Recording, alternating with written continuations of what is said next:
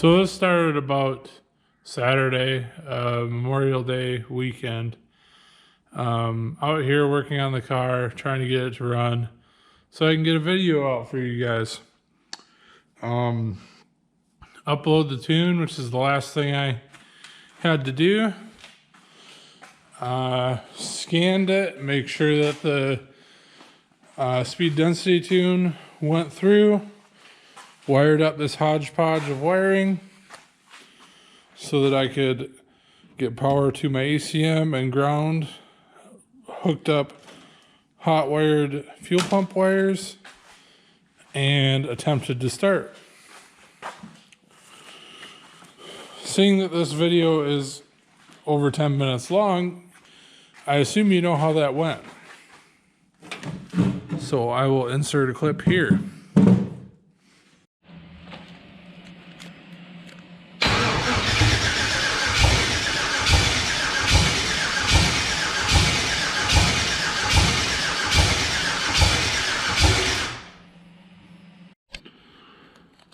So seeing as that did not go as planned, and it only ran on one cylinder to start with, the process of me wondering where I went wrong started. And this was kind of a long process, thinking that something I did was of my fault, and went back through everything I did, checked the power up to the injector, 12 volts there. Check the signal wires back to the ECM for each injector ground. And then pulled all the plugs out, and only number 2 over here, this front cylinder, was wet. So after that, I was a little baffled, but I started to try to find somebody with Noid lights to check for injector pulse, thinking that maybe it was something that I tuned wrong and it was somehow only enabling like an injector or something due to my inexperience with tuning. So I could not find anybody, so I kept trying to do anything that would make a change to it, just so that I could get this thing to try to fire off. So I increased the fuel pressure with my fuel regulator over here. That did nothing. I lessened it, it did nothing. It made no change. I went into my tune and added 30% more fuel on startup. That did no change. I added more spark, that did no change. I subtracted both fuel and spark, it did no change. And everything I kept coming back to was that I was only getting only getting fuel on that one cylinder when I pulled the plugs. So I think at that point I was a little bit bummed, went in, called it a night, got back up, went to Harbor Freight, and got a Noid light kit. So this isn't the one. Here's the one I used. It's basically you plug this into your injector plugs and you try to start it. This will flash telling you that you have injector pulse. So I did that. And I have injector pulse on every I'm really struggling. I have injector pulse on every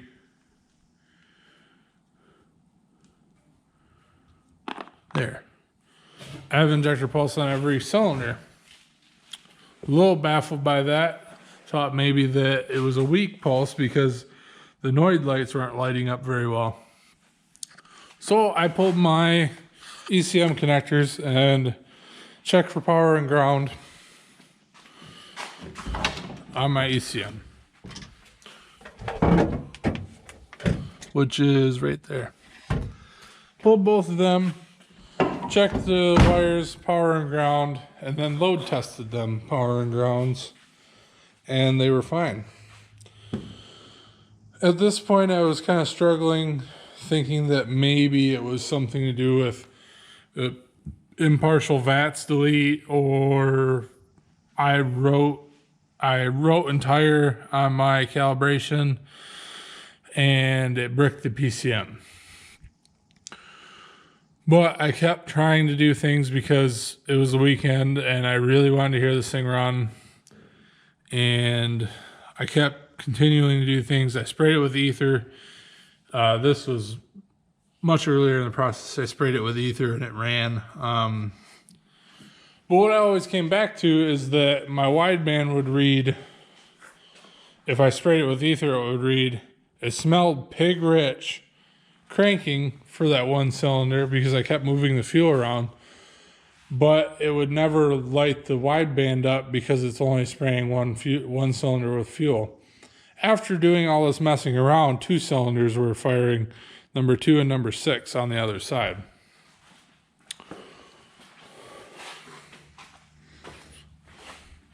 So these 2. In this process, I also broke the spark plugs and had to get new ones, so that was quite a bummer. Just because I didn't use the correct wrench. So I put new plugs in it. I did my Noid lights. I messed with all this stuff.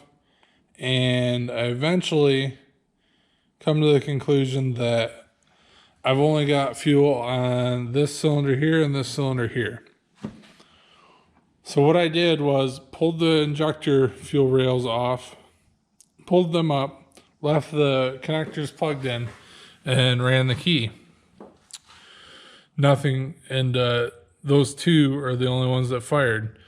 I changed the pulse width, the minimum pulse width in the ECM, thinking that maybe the injectors were larger so that they weren't opening in time, which I had originally set them to what Snake Eater had posted on their website for their minimum pulse width.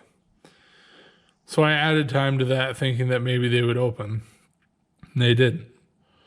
And after pulling them off the intake and lifting them up, I noticed that those 2 were the only ones that were working. So I made a small jumper harness that went to a lawnmower battery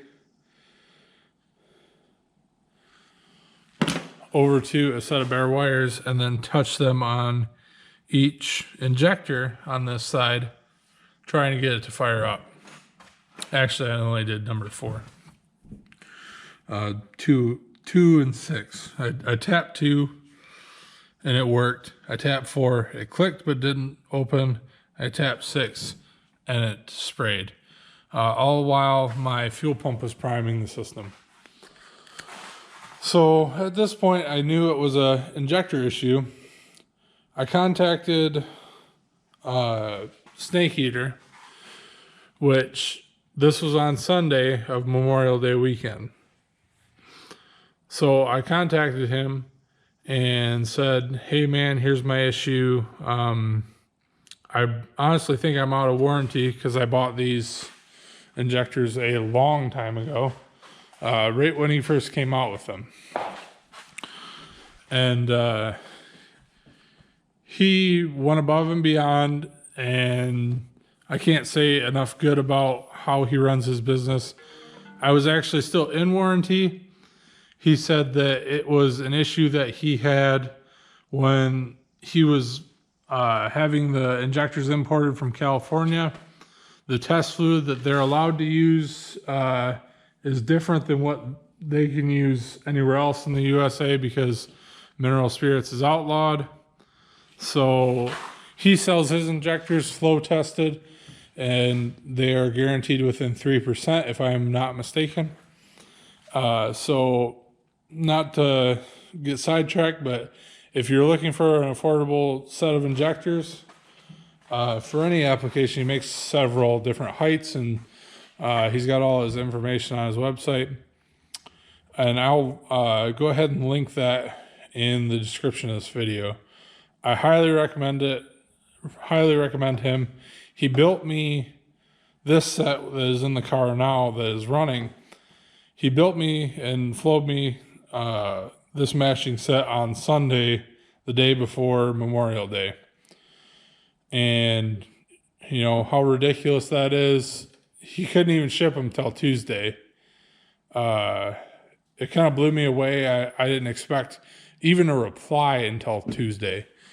And I was going away on vacation, so that, you know, I kind of wasn't too concerned.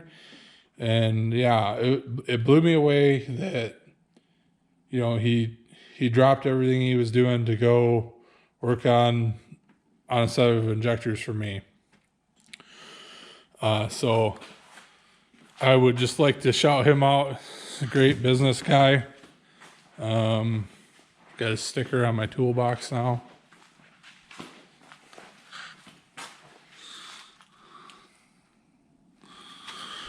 So whenever we go to do injectors on any of the other cars, they will most likely be from him. Like I said, I can't fault the guy for things that are out of his control. He owned up to it. He knew exactly what was going on with him. Offered a replacement set and sent them out as soon as he could possibly send them out. If I'm not mistaken, he's from Hawaii, and that's where his business is out of. So I got them actually Monday, which today is now Tuesday, and you'll be watching the video here of the car running. That was actually yesterday, Monday. So I got plans for the car. I got to get a radiator for it. I have to probably get some more of the intake plumbing done. I don't know how much more of it I'm going to film anytime soon. I just want to get this video out and share with everyone because I know a lot of people were waiting on it. I'm actually going to be getting concrete in here very soon, so I have to tear out this pad that the car is on. I have to move this car into there, which is full of crap already, to move my toolbox into there. And I have to move my bug out, move my girlfriend's convertible bug somewhere, probably to the guy that works on air-cooled stuff. And then I have to bust out this concrete, get it leveled, and then have a guy come in and pour it. And that will be a week of no traffic on it. So I appreciate all you guys watching. I'm going to go ahead and throw in all the footage I have of the actual startup on this. It was not as graceful as it just firing off first round. So I've actually got a couple different camera angles, and I was trying to film video of the turbo spinning, and then if you watch the video, if you watch the next clip, you'll see my flashlight falling out of the car that it was trying to light, so you could see inside the turbo. So we'll go ahead and end it here, and I appreciate all you guys watching. If you would, go ahead and like, comment, and share the video if you would. Quick info on the car. It's a 5.3 Gen 4 internal 24X LS motor. It is speed density 3-bar, 7875 billet, the first gen. They just came out with a new one. It's got a single 44 tile wastegate. It is backed by a Turbo 400 with a Hitman trans build. It is 3200 stall Jake's billet converter. I think it's 258 millimeter. The rear end is an 8.8 out of a Ford Explorer that has one short side axle, or has two short side axles. Driver's side is cut roughly 3 inches, 2 7/8 inches. It is mini tubbed. It is a 72 Plymouth Valiant. And the computer that is running it is a P59 blue-green computer that has a converted wire harness to run a van drive-by cable tune. So any other questions, feel free to ask. I just want to get that out there for you guys, and I'll add the extra footage here on the end. I appreciate you guys. Thanks for supporting the channel.